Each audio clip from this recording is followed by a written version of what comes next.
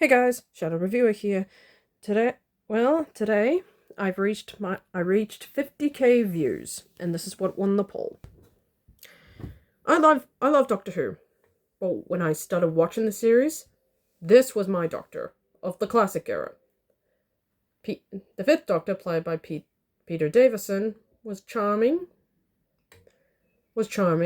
interesting, and he was just great. And given his relation to David Tennant, who is currently my favorite Doctor of the Bond series, kind of hinting I wanted to do something like this. For 4 years, in 1981 to 1984, he has appeared in 20 stories. Yeah, 20. Yes, I did count. Some of which are good, some are okay, some are meh, and 3 of them being just the best. I'm going to be ranking them from worst to best, so this list is just my opinion, and if you think this story should be higher or lower, let me know down in the comments below. So without further ado, let's get straight into it. And what I consider the worst of the Fifth Doctor's story is number 20, Four to Doomsday. I think it's poorly paced. The villain sucks. I think the companions are honestly at their worst. Tegan is passable, but her yelling and whining gets a little annoying.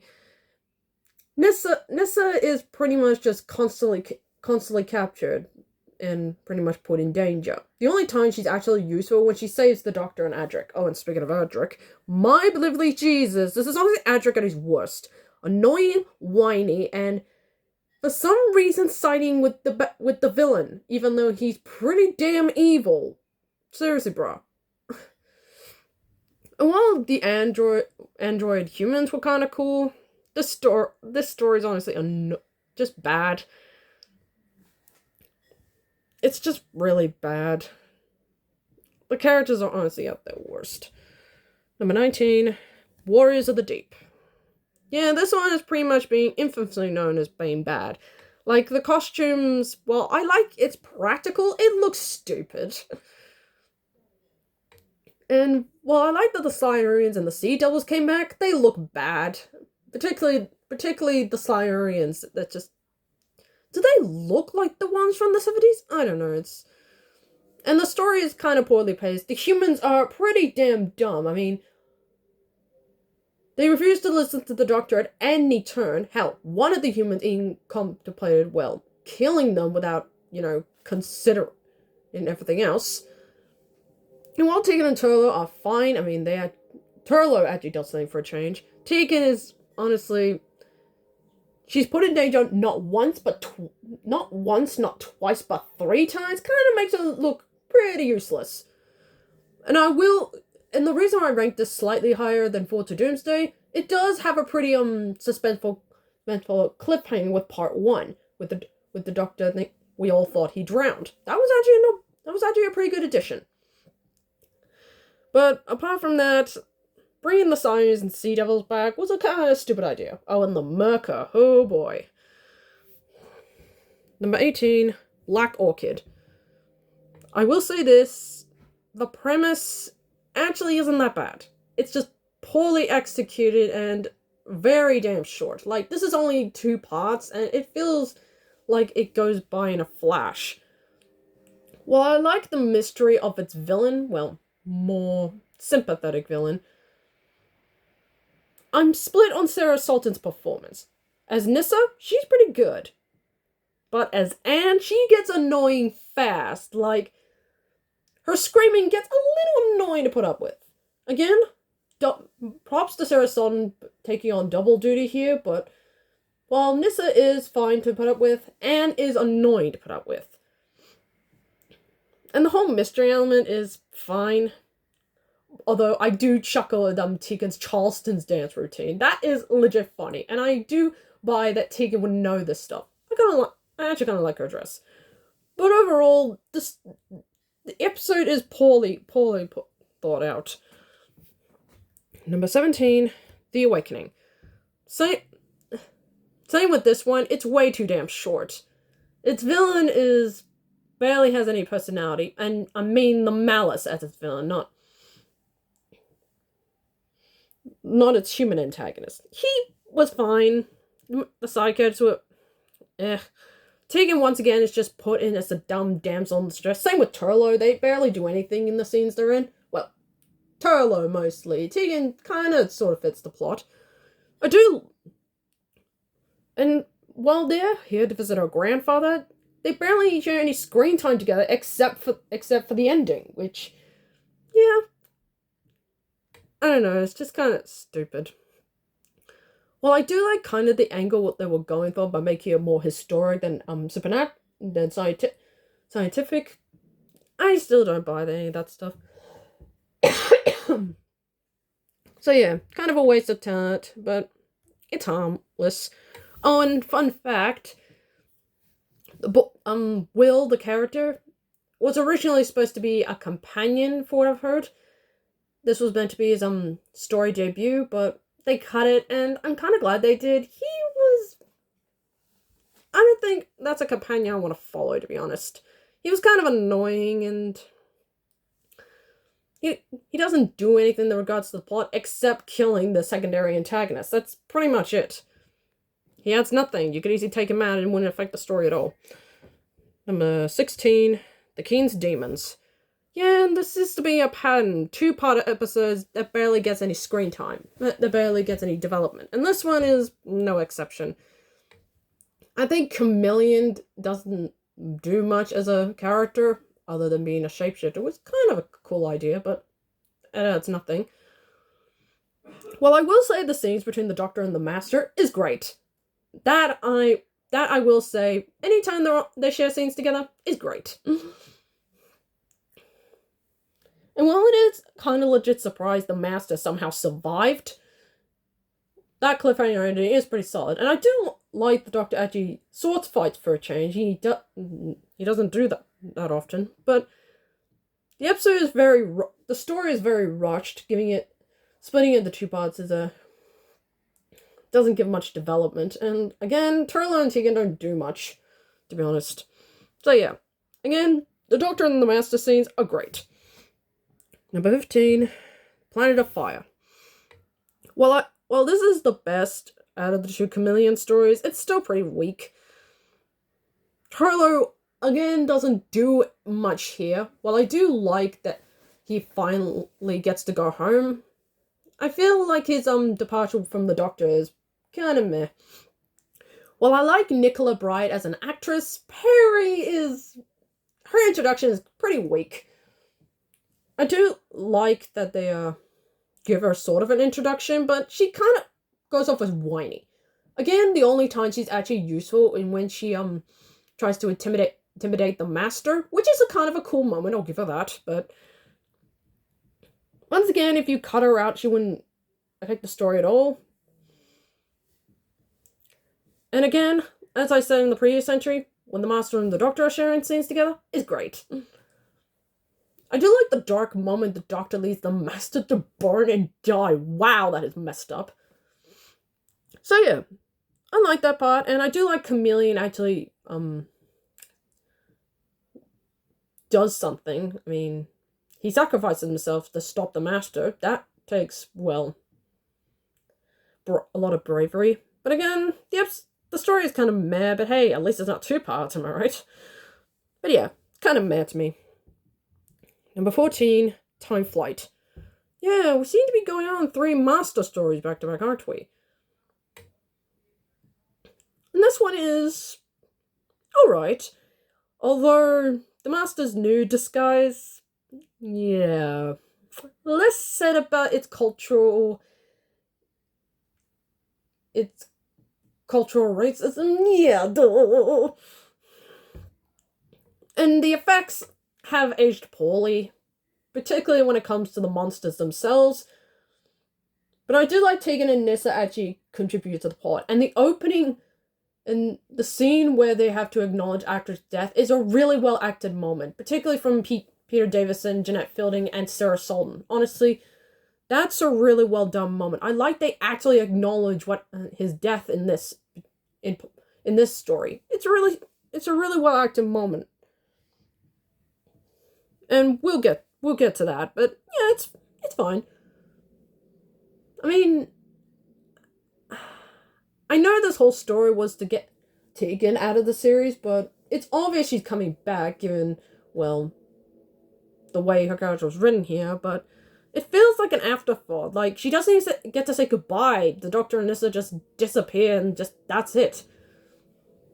Kind of feels half-assed at the end. But hey, again, the Doctor and Master scenes are still pretty great.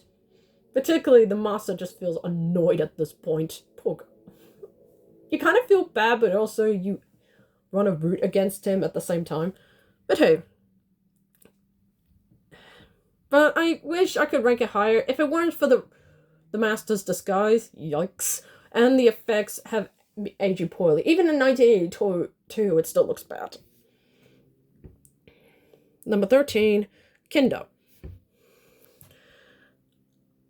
I do like the Mara's design. It actually looks pretty freaky. And I love the dark dream sequences Tegan has while she's under the Mara spell. It's really disturbing, kind of intimidating, and it's really freaky. It's honestly something out of a really dark, depressing horror film. And I like the supernatural elements, and particularly at the end, where they defeat the Mara. The snake actually looks pretty good for the effects they had at the time. But the other stuff, when it comes to the human characters, well, except the Kinda themselves, they're fine. It's the actual human characters. I mean, Roberts is fine. She's fine. I mean, the leader is meh, but man, does Hindle annoy me greatly. Nothing against this actor, but man, does he annoy me. He's whiny all the time, he's gone off the rocker, and I don't buy him as being intimidating. He kind of annoys me. And Adric, jeez, the guy barely does anything in the scenes he's in. While I will give him credit for trying to break the Dr. Roberts out of prison, it's kind of a failed attempt and he never tries it again. Kind of dumb. So yeah, I like the Tegan Mara sequences, and it can be pretty freaky at times, but the stuff with the humans, the actual humans, is kind of weak. Number 12, Frontios. I will say, the way they give Turlough's character here is actually pretty good. I mean, him having to suffer a traumatic experience from his past is pretty well done. If only the aliens were actually, intimidating. I mean, they're bugs. Like, I'm supposed to be intimidated by these things? No. And I will say, while they try to give Tegan some sort of character here, she doesn't do much other than just being held back. So why did I rank it this high then? I do like the dilemma the Doctor has about whether or not he should help these humans given the whole laws of time thing. I will give him that. There is some complexity there. Yeah, the stories are fine. The humans are hit or miss. And the villains could be a little better, but hey, I like that they give Turlough an actual character here. More on that later. Number 11. Terminus. The story here is actually not bad. I kind of like the mystery. And I think this is Sarah Sutton's best performance as Nyssa. And given this is her last story, it actually ends on a sweet note. Honestly, her departure from the Doctor, and especially Tegan, is really well done acting. I buy that Tegan doesn't want Nyssa to leave. I mean, she sees her as well. I kind of see them as sisters. Sisters that never drift apart. But when they have to drift apart, it's really heartbreaking. I like Nyssa's story. It's actually really well done. Again, Turlough and Tegan do absolutely nothing in this story, hence why I couldn't put it in the top 10. And I do like kind of the mystery of what Terminus actually is. I just wish they gave Turlo and Tegan actually time to do anything. I mean, Tegan barely does anything, and Turlo's down to the Black Guardian barely gets any screen time except for the ending. But yeah, Nissa's stuff is what really ranks it this high. I really like her character, and I like they give her a good send-off. Now we're at the top 10. Standing at number 10, Mordred Undead. I really like this story. What really shines is Nicholas Courtney's return as the Brigadier. Honestly, not only does he play the Brigadier once, but twice. Both the 1983 version and the 1977 version. He plays both parts really freaking well. And while Turlo's introduction is kind of meh, although I do like the Black Guardian's reappearance in the series, that's pretty well done, Turlo does get on my nerves a little bit. But again, it's his first time, so I'll give him a slight pass. But what really ranks it this high is the stuff with Tegan and Nyssa. I mean, they help the villain out, and he actually infects them with a time parasite. When they try to move through time, they either start aging from old to young. It's honestly an intense moment. I mean, the Doctor has to choose either give up his remaining regenerations and save the girls, or keep his regenerations and let them die. It's honestly a really interesting dilemma. And Mordred is actually a pretty good villain. I mean, he infects the girls. I mean, that is disgusting enough.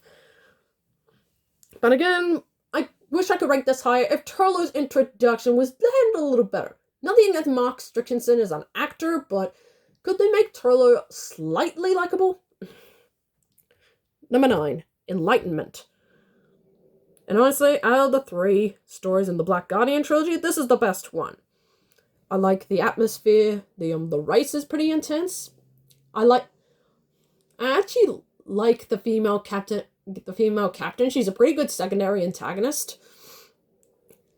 I like that that Tegan and Turlo actually get some good screen time to actually be full-fledged characters, and I like Turlo's dilemma at the end. Honestly, I think this is Mark Strickinson's best acting.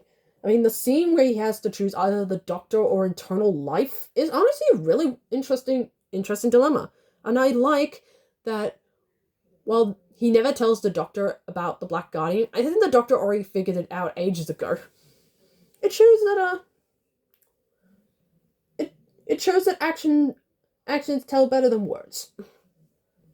And again, the atmosphere when they're in space is beautiful. And honestly, with the other 8 entries that have some good atmosphere, this one's pretty good. Pretty good.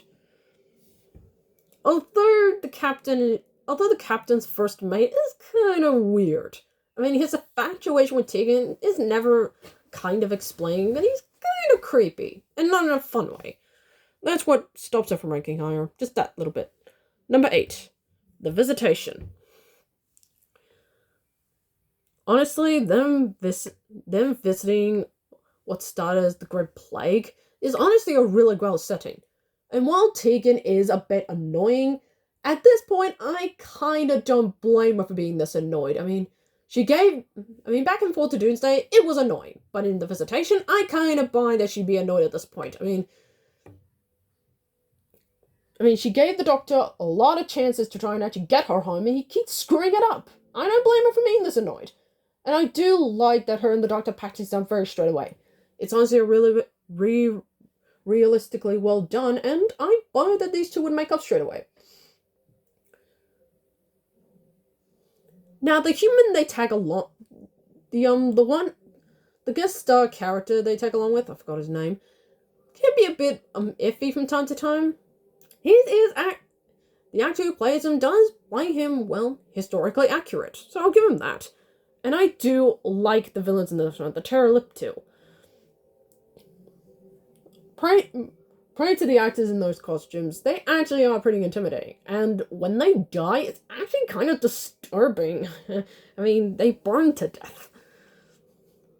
And while Adric once again does nothing, somewhat, at least Nyssa and Tegan get good proper screen time. I mean, Nyssa is the one that destroys the android that's dressed as the Grim Reaper, which is kind of sick. Again, Adric does nothing here, hence why I can't rank it higher, but hey, at least he tried to somewhat save Tegan, who got hurt. But yeah, I think this is a pretty decent story. Number 7, Snake Dance. Okay, this is where we get the good stuff, and this one is pretty damn fun. And fun fact, Martin Clunes is in this story. Yeah, Doc Martin himself is in this. I mean, he's pretty damn young, I'll give him that. And honestly, this is honestly the Mara at its scariest. I mean, he looked pretty intimidating in Kinder, but take that snake and give it 1,000,000% better effects and just overall scare factor. I like the pacing the Doctor and Nyssa get with screen time, and I love Jeanette Fielder's performance here. She's possessed by the Mara. It's honestly pretty damn freaky at times, even kind of funny. So yeah, the humans can be a bit iffy. Some of them are outright idiotic. I do like that Martin Clunes' character and Tegan get a lot of screen time. Again, the imagery is pretty freaky. I mean, anyone who has snake phobia, it'll make them crawl in their skin. I like this story. It's very well done. Number 6, Castrovelva. Well, they say the first one is the best. It's honestly pretty fun. Pete David's performance when he starts in the story is very stellar. I mean, he has to play a character that's pretty much going through the midst of pre-regeneration. And I like that all 3 companions play a big part. Nyssa and Tegan helping the Doctor try and heal, and Adric being captured by the Master is pretty intimidating. And while the Master's disguise isn't anything new, again, when the Doctor and the Master have scenes together, it's pretty damn fun. And yeah, I kind of like the Castrovelvian people as well. They seem like pretty nice people who are sadly, well, erased when they try to save the Doctor and his friends.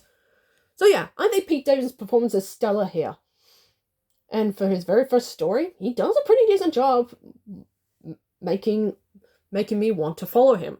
So yeah, this is a well done story. Alright, now we're in the top 5. Starting at number 5, The 5 Doctors. Pretty much the 20th anniversary special. And this one is pretty great. And honestly, the acting from all 5 of the Doctors is great. Sadly, William Hartnell passed away 8 years after this story came out, but his replacement, Richard Hondal, does a pretty good job. Patrick Troughton is great as always. I mean, him collaborating with the Brigadier is a smart idea. John Pertwee is great as ever. Making collaborating with Sarah Jane Smith was indecent. And while Tom Baker refused to return, I do like the cleverness of how they brought his character back. It's just pretty much clips from Shada, just done with different editing. And I like the companions they picked. The first Doctor with Susan, who, by the way, I met the actress who played Susan. Great woman. As I said before, the second Doctor with the Brigadier, the third Doctor with Sarah Jane Smith, and of course Tegan and Turlough with the 5th. And also, this is another great acting route for Peter Davis, and it's the 5th. And I like how the story is played out for each of the Doctors. And I like how the Doctors work well together. And while I do like the Master, he adds nothing to the story, to be honest. Honestly, if you just cut him out and replace him with somebody else, the story would be better off without him. Again, Anthony Ainley does great with what he's given, though. I'll give him that. And I kind of like how they made one of the Time Lords the villain this time around. He's pretty good. I just wish his motivation made sense. Hence why I can't rank this higher. But again, given this is just a one-part story, it's pretty paced. The five Doctors themselves are acted. The story is pretty good. I just wish the Master and the villain had more, well, better. Number 4, Arc of Infinity. Okay, this is where it starts to get good. I like Omega in this story. He's his motivation is pretty well done, and we get a dual performance of Peter Davison as the Doctor and as Omega. I like Nyssa and Tegan's screen time. Honestly, my favorite segment is when it's just Tegan trying to find her cousin. It's honestly great acting from Janet Fielding. And I love Sarah Silverman's performance here. This is honestly Sarah Silverman's best performance. I mean, she just lost a really close friend when he's quote-unquote executed, and her heartbreak is well acted. Oh yeah, and fun fact, this is the first appearance of Colin Baker in the series. Who would have thought he would play the head of the guards on Gallifrey, and yet he would somehow get reincarnated as the next Doctor? Yeah, you figure that one out. But yeah, I think the story is pretty stellar. I like how they mix up the Time Lord segment and Tegan's segments well together. And I like the final chase scene when they tried to stop Omega from pretty much, well, physically degenerating. So yeah, pretty stellar. But there are 3 stories that I think are the best in every way. Number 3, Earthshock. Pretty much, aka the send-off of Adric. And I think this is Matthew Waterhouse's best performance. This is honestly Adric's best story. Well, he had good bits with the 4th Doctor. His performance here in his final story is stellar. And while the bits with him and the Doctor are a bit iffy at the start, you kind of feel why. And I like he instantly makes up with they instantly apologize to one another. It's honestly well done. I like that Nyssa and Tegan get proved done. The Cybermen are probably the most intimidating in this so far. I mean, wow. And if you know why it's here, you know why. Honestly, Adric's sacrifice here to save the Earth and his friends is honestly so heartbreaking to watch. And the acting between Pete Davison, Janet Fielding, and Sarah Silverman as they have to watch their friend die is honestly freaking heartbreaking acting. And there's nothing they could do to save him. And I like that during the end credits of the 4th part, no music is played. It's just silence as the credits roll. That is pretty much paying homage to a character that sacrificed himself to save the Earth. That's the proper respect that character deserves. Yeah. So yeah, I think Earthshock is just my favorite story from season 19. And honestly, this is Adric at his best. Number 2, Resurrection of the Daleks. You think Adric's final story was great? Tegan's final story was fantastic. I love the return of the Daleks. This is probably them and the most intimidating so far. And I think this is my favorite Davros story, like, ever. I like the way it's paced out. And while Turlough doesn't do anything, I like the intensity of him trying to hide from the Daleks. That, at least, they give him that to do. And honestly, this is Janet Fielding's best performance, as she has to try to survive, and it's heartbreaking as she fails constantly. It's just sad, man. And honestly, her departure from the Doctor is honestly the best departure she could get. I mean, she pretty much quotes something that I would say if I stopped having fun. If you stop enjoying it, give it up. It stopped being fun. And that's pretty much a quote I would use if something stops being fun. I would use that. Brave heart, Tegan. We will miss you. So yeah, I think this is the best. It's got pretty decent cliffhanger endings. Honestly, the scene where the Doctor gets tortured is brutal to watch. And Tegan's departure is really sad. You're gonna miss you, sweetheart. But there is one story that I think is not just good, it's not just great, but it's the best. And if you've kept up, I think you know what it is. And what I consider my number 1 favorite 5th Doctor story, The Caves of Androzani. And yeah, Everything they do is perfect. And let's just say they saved the best for the last. Given that, yes, this is the Fifth Doctor's final story, and they gave it the best one. Everybody here has acted perfectly. This is honestly Peter Davison's best performance, as he pretty much has to save himself and Perry from a disease that is pretty much fatal if they can't find the cure in time. This is Nicola Bryant's best acting. Christopher Gable as Sharaz Jack is scary as hell, man. He's a really great villain. I think Morgus is a pretty fun secondary antagonist.